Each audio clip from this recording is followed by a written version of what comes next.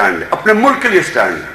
اگر یہ democratic process کے لیے آپ کھڑے نہیں ہوتے, میں آپ کو آج کہہ رہا ہوں پاکستان میں حقیقی ڈیموکریسی کبھی آئے گی نہیں.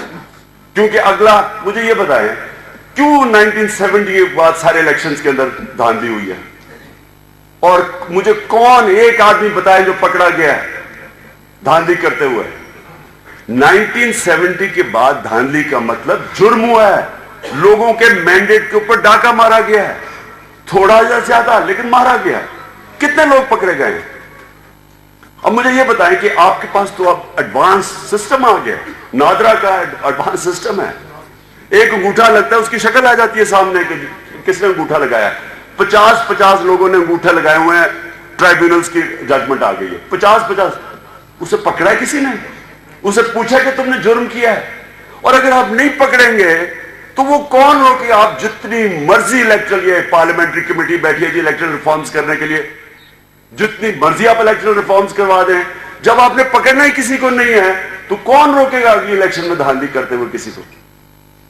آپ اگر کراچی کے اندر ٹارگٹ کلر پکڑ ہی نہیں رہے, ٹارگٹ کلنگ کیسے روکے گی؟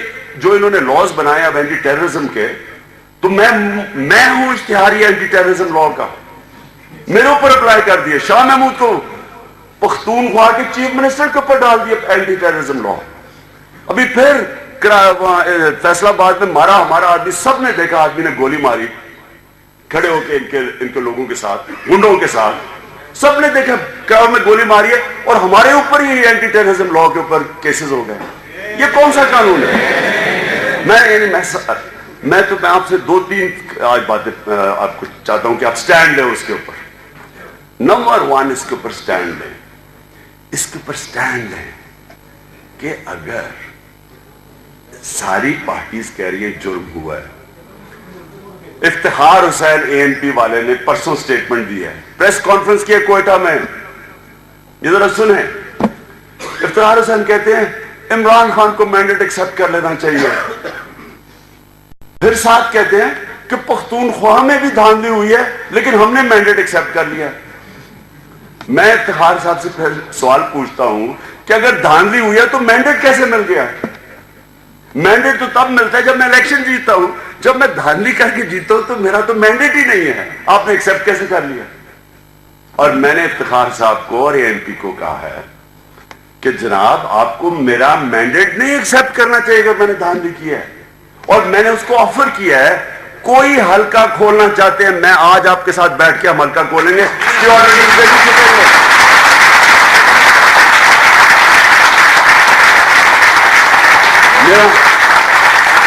میں اسپیکر میرے پرانے دوست ایاز صادق, میں ایاز صادق کے ساتھ 1.5 سال سٹے آرڈروں کے پیچھے نہیں چھپوں گا. میں کہوں گا کھولو حلقہ, کیونکہ اگر میں نے دھاندلی نہیں کی مجھے کس چیز کا ڈر ہے حلقہ کھولنے سے؟ مجھے کیوں ڈر ہے گنتی کروانے سے؟ ایک اور ہمارا ایشو آیا, شاہ فرمان ہمارے پشاور کے منسٹر ہیں, پشاور سے تحریک انصاف کے, جیسی الیکشن ہوا ان کے مخالف نے کہا دھاندلی ہوئی ہے. شاہ فرمان نے مجھے ٹیلی فون کیا کہ جی وہ کہہ رہا ہے کہ گنتی کرواؤ. میں نے تو نہیں اسے کہا کہ اسٹے آرڈر کے پیچھے چھپو, میں نے کہا شاہ فرمان تم نے دھاندلی نہیں کی, کھولو گنتی کرواؤ. اس نے گنتی کروائی, جیت گیا. تو ایاز صادق صاحب میں آپ سے پوچھتا ہوں 1.5 سال چھپے ہوئے اسٹے آرڈروں کے پیچھے کہ جی یہ نقطہ ادھر نہیں لگایا تو یہ کوما ادھر نہیں لگایا تو فلانا ادھر نہیں لگایا, کیوں ڈر رہے ہو تم نے اگر الیکشن جیتا ہے گنتی کرواؤ, دودھ کا دودھ پانی کا پانی ہو جائے گا, ڈر کس سے رہے ہو؟ اب جناب فائنلی اب تماشا دیکھیں ہوتا کیا ہے. وہ نیچے میرے جو پروونشل, ایک تو ہم جیت جاتا ہوں, ایک میرے نیچے 2 پروونشل سیٹس ہوتی ہیں, ایک میں جیت جاتا ہوں, دوسری کے اندر تحریک انصاف کا آدمی ٹرائیبیونل کے پاس چلا جاتا ہے. وہ جب ٹرائیبیونل کے پاس جاتا ہے تو جب اس کا وہ حلقہ کھلتا ہے, یہ بڑا فنی ہے, ذرا سنیں کیا ہوتا ہے. 110 پولنگ اسٹیشن, 60 پولنگ اسٹیشن غائب ہو جاتے ہیں, اور وہ 60 پولنگ اسٹیشن اس کے میرے اوپر 122 میں آ جاتے ہیں. 110 میں سے 60 پولنگ اسٹیشن, یہ الیکشن کا میں بتا رہا ہوں یہ کیسا الیکشن ہوا ہے. 60 पोलिंग स्टेशन उसके निकल के ऊपर आ जाते हैं मेरे 122 में, और जो 50 होता है वो कहता है अच्छा जी चले हमारा जरा देखें, वो कहता है अच्छा जी आप 50 है, अब 50 ही खोल दें, चले 60 में माना कि नहीं मिल रहे आपको थैलियां, चले 50 ही खोल दें। जब 50 खोलते हैं 31,000 वोट टोटल, 31,000 में से पहले तो 5,000 वोट होते हैं जिनका कोई शनाख्ती कार्ड का नंबर ही नहीं होता, यानी टोटल जाली वोट 5,000 वैसे ही डाले हुए होते हैं, तो वो हारा होता है 4,000 से, तो 5,000 तो वो जाली वोट मिल जाते हैं। फिर जब बाकी वोट्स देखते हैं तो सिर्फ 31,000 में से 8,000 वोट जेन्युइन निकलता है, सिर्फ 8,000 जायज वोट निकलता है। तो वो जो उनका दूसरा होता है, वो जो नून लीग का, अब ये तमाशा देखें, एयाज सादिक ऊपर कह रहे हैं कि गिनती ना करो, वो जो दूसरा होता है नून लीग का एमपीए जो जीता होता है, वो अब हारने लगा है इलेक्शन, वो कहता है जी 60 खोलो, वो जो 60 मेरे NA 122 में चले गए हैं वो खोलो, वो नून लीग कह रहे खोलो, और वो नून लीग का ऊपर एयाज सादिक कह रहे कि ना खोलो, और हम तमाशा देख रहे हैं ट्राइब्यूनल के जज के सामने। तो देखें, झूठ के पैर नहीं होते, झूठ आज नहीं तो कल पकड़ा जाता है, अल्लाह अल हक है। अब क्या सिचुएशन है, एयाज सादिक अभी भी खुश नहीं है, अब वो सुप्रीम कोर्ट में जाने लगे हैं। मैं पाकिस्तान के जस्टिस सिस्टम को क्वेश्चन कर रहा हूं, मुझे ये बताएं कि अगर वो चले, अब 1.5 साल तो हो गया है, अगर वो 6 महीने और डिले कर देता है और उसके बाद पता चलता है कि इलेक्शन में फ्रॉड हुआ है, इसका मतलब 2 साल नेशनल असेंबली में एक स्पीकर रहा है जो कि धांधली करके जीता है।